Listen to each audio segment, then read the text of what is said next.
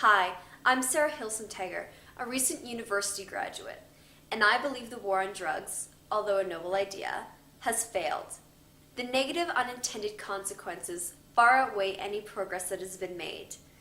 Let's go back to when this war was started. In 1971, Richard Nixon declared the war on drugs. He needed a platform for his election, one that he knew would get the people's attention.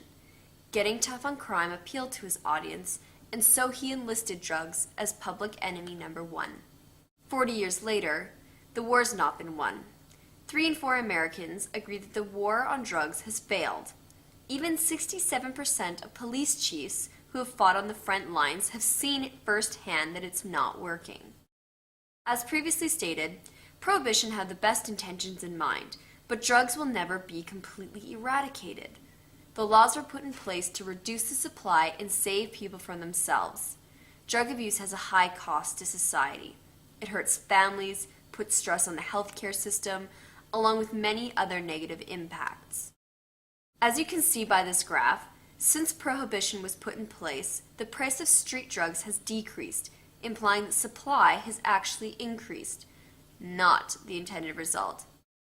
The current strategy is to increase prison sentences and hire more police.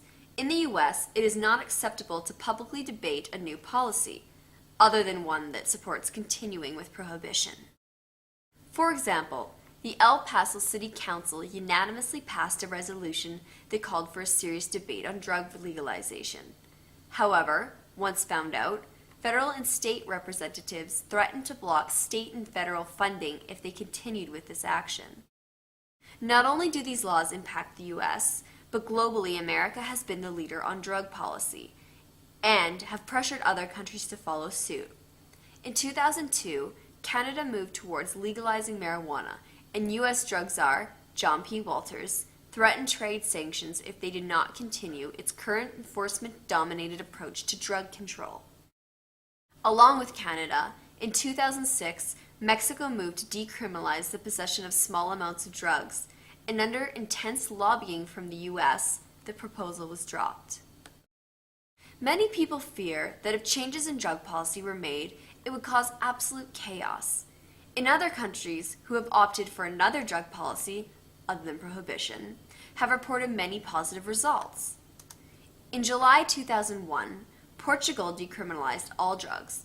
It is no longer a criminal act to purchase, possess, and use illegal drugs for personal use. It is a criminal act to sell illegal drugs. Portugal found there to be no adverse effect on illegal drug usage. Drug-related pathologies such as STI, HIV, hepatitis, and deaths due to overdose have also significantly decreased.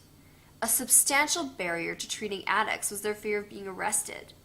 They reported it to be the most effective government policy to reduce addiction.